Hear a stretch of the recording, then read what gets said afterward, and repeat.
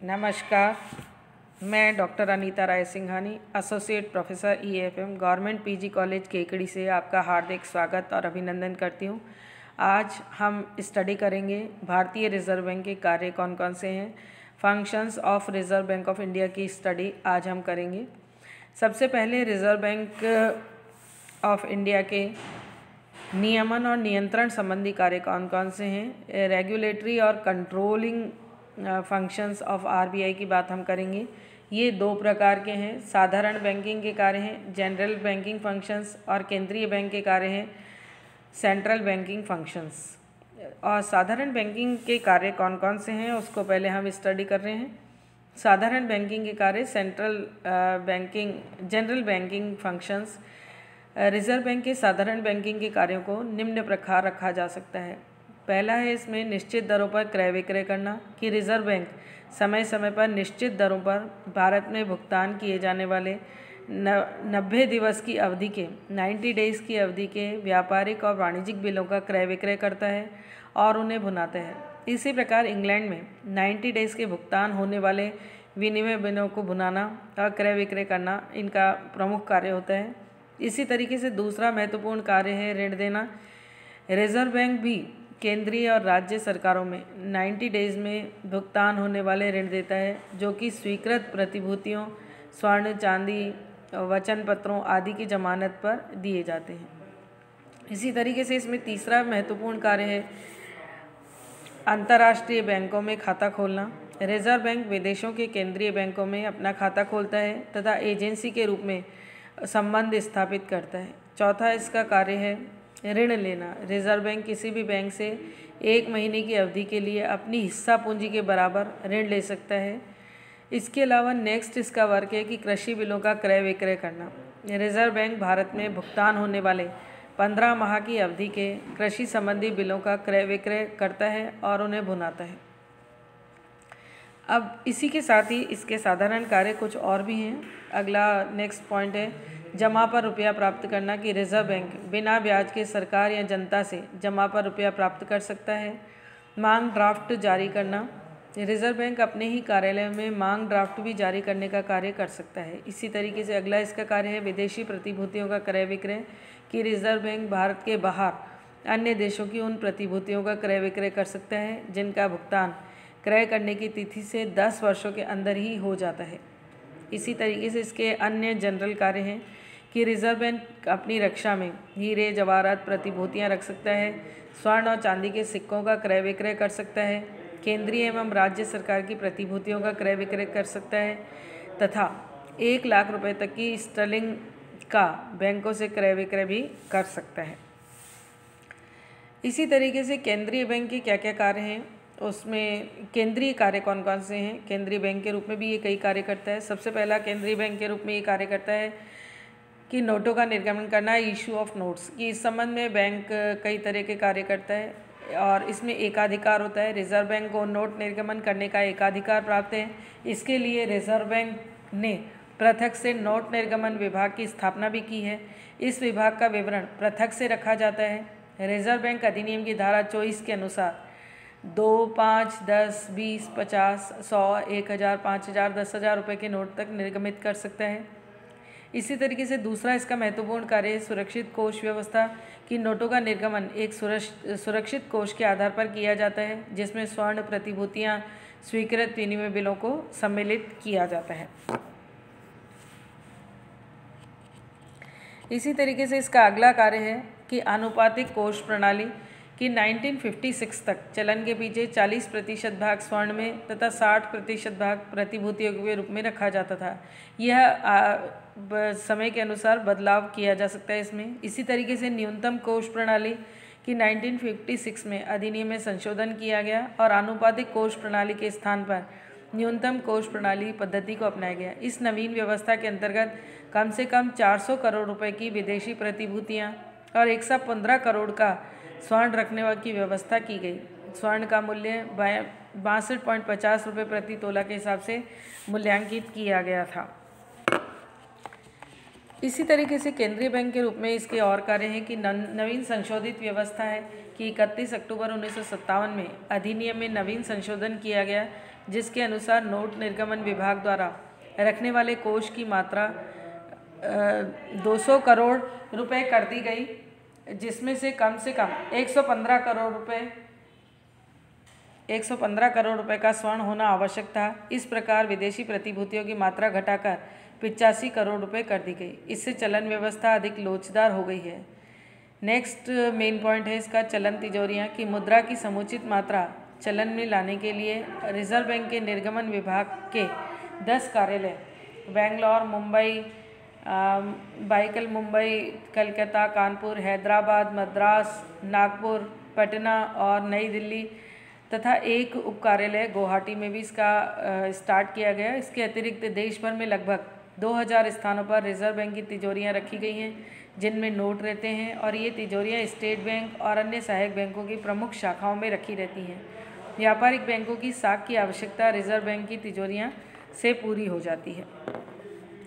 इसी तरीके से केंद्रीय बैंक के कुछ और कार्य भी हैं कि ये बैंकों के बैंक के रूप में भी काम करता है। बैंकर्स बैंक का इसका एक बहुत महत्वपूर्ण रोल है कि रिजर्व बैंक संकट के समय आर्थिक सहायता प्रदान करता है और बैंकों का नियमन भी करता है। इस संबंध में रिजर्व बैंक निम्न कार्य करता है कि साख नीति का नियमन करता है कि रिजर्व बैंक बैंक दर, खुले बाजार की क्रियाओं द्वारा बैंकों की साख नीति का नियमन और नियंत्रण करता है। इसी तरीके से बैंकों का पथ प्रदर्शन करने का भी इसका महत्वपूर्ण कार्य है कि बैंकिंग कंपनी अधिनियम ने रिजर्व बैंक को नियंत्रण संबंधी व्यापक अधिकार दे दिए हैं, जिससे यह बैंकों के पथ प्रदर्शक का कार्य भी करता है। इसी तरीके से केंद्रीय बैंक का एक कार्य यह भी है कि अंतिम ऋणदाता के रूप में भी काम करता है कि प्रत्येक अनुसूचित बैंक को अपनी मांग दायित्व का 5% व काल दायित्व का 2% भाग नकद कोष में रिजर्व बैंक के पास जमा करना पड़ता था। 1949 में अधिनियम में संशोधन करके ये व्यवस्था की गई कि बैंकों की रिजर्व बैंक पर चालू खाते खोलकर नकद कोष रखने होंगे।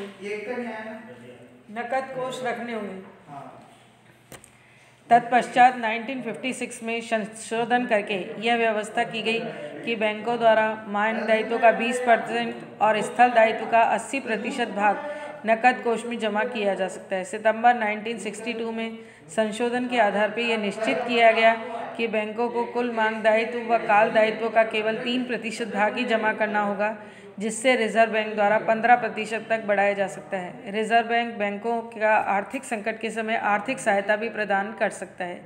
इसी तरीके से केंद्रीय बैंक के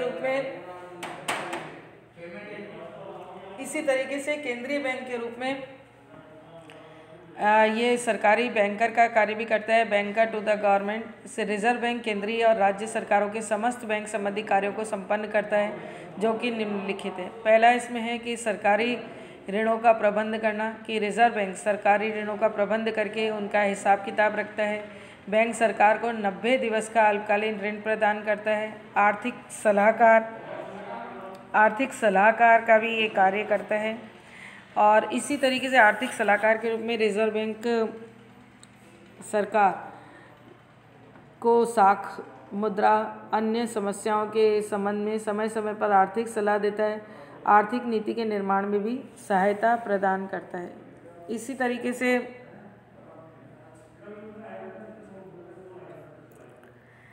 अगला इसका महत्वपूर्ण पॉइंट है कि सरकारी धन को प्राप्त करना, कि केंद्रीय रिजर्व बैंक जो है, रिजर्व बैंक सरकार की ओर से धन प्राप्त करता है और उसे भुगतान आदि में प्रयोग में लाता है। सरकार का वार्षिक लेन देन भुगतान 140 अरब रुपये होता है। इतनी राशि का लेन देन करने और समय समय पर उसका हिसाब सरकार को भेजने में भारी श्रम और कुशलता की आवश्यकता होती है। इस कार्य के लिए बेंगलोर, मुंबई, कलकत्ता, चेन्नई, कानपुर, नागपुर, नई दिल्ली, पटना में बैंक के सार्वजनिक लेखा विभाग हैं और शेष स्थानों पर स्टेट बैंक ही रिजर्व बैंक के प्रतिनिधि के रूप में कार्य करता है। समस्त लेन देन कोषागार नियमों के आधार पर किए जाते हैं। इसी के साथ ही एक कार्य इसका ये भी है कि विदेशी विनिमय की व्यवस्था करता है, कि रिजर्व बैंक विदेशी विनिमय की व्यवस्था करता है, कि विदेशी विनिमय के अंतर्गत धन के हस्तांतरण में सहायता देता है। सरकारी साधारण कार्यों के बदले में उसे प्रतिफल प्राप्त नहीं होता है।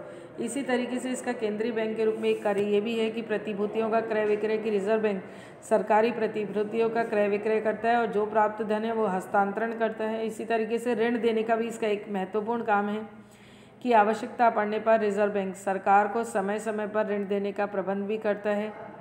इसी तरीके से विदेशी सरकार की ओर से कार्य करने का भी इसका कार्य है कि विदेशी सरकार की ओर से भी ये कार्य करता है कि रिजर्व बैंक विदेशी सरकार की ओर से भी कार्य करने का इसका महत्वपूर्ण कार्य है। अगला है महत्वपूर्ण कार्य कि विनिमय दर का स्थायीकरण, कि रिजर्व बैंक द्वारा विनिमय दर को स्थायी रखने के प्रयास किए जाते हैं।